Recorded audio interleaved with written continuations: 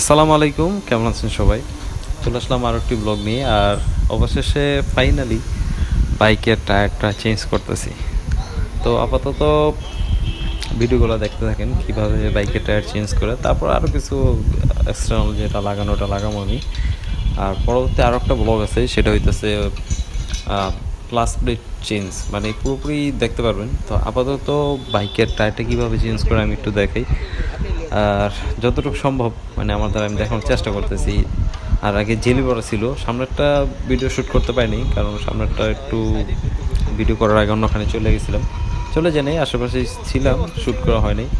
আর এখন যেটা দেখতেছেন এটা হইতেছে পিছনের চাকা, রিমগুলো অবস্থা দেখছেন, এটা জেলি বড়া ছিল কিন্তু, কারণ জেলি থাকার কারণে অনেক সময় রঙটা উঠে যায়, কিন্তু সামনের চাকাটা অতটা ওঠে নাই। আর সবাই চেষ্টা করবেন ভালো মানে টায়ার লাগানোর। আমার যে টায়ারটা ছিল এটা টিভিএসের রিমোরা, আমি যেটা আগে ইউজ করছি। অনেকের কাছে সাজেশন পাইছি যে বাইকের সাথে যেটা ওটি পারফেক্ট। এমআরএফ যারা পছন্দ করে লাগাইতে পারেন, সিএইটি ওইটাও ভালো, টিনসাম, আরও বিভিন্ন ধরনের বিভিন্ন ব্র্যান্ডের টায়ার আছে। তো আমার ক্ষেত্রে আমার বাইকের জন্য এটি বেস্ট, কারণ আমি এটা দিয়ে পারফরমেন্স ভালো পাইছি বলতে, যেমন প্রায় 48,000-এর উপরে আমি রাইড করে ফেলছি এক টায়ার দিয়ে। এটা বাইকের সাথেই টায়ারটা আসছিল।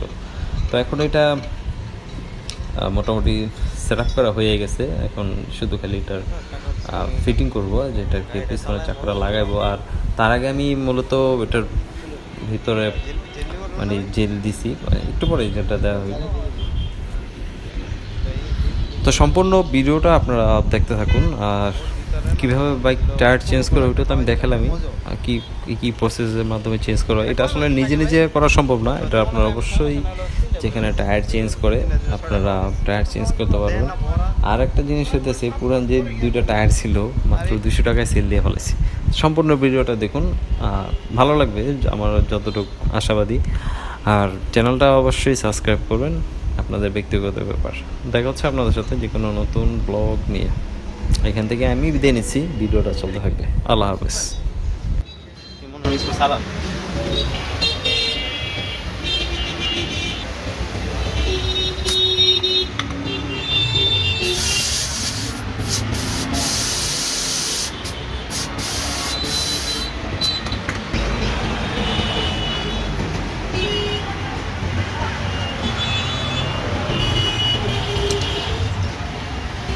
গরম লাগে দিবা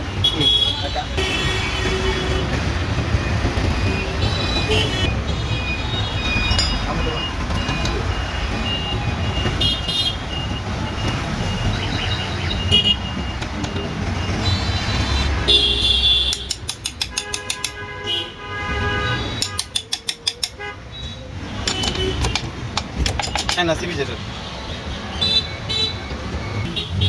পকেটে বাঁধে আপনি কি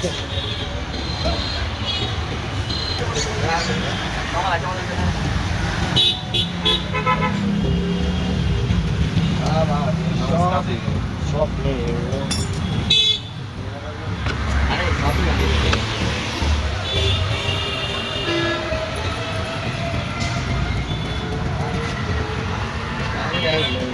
লাগিয়ে না এটা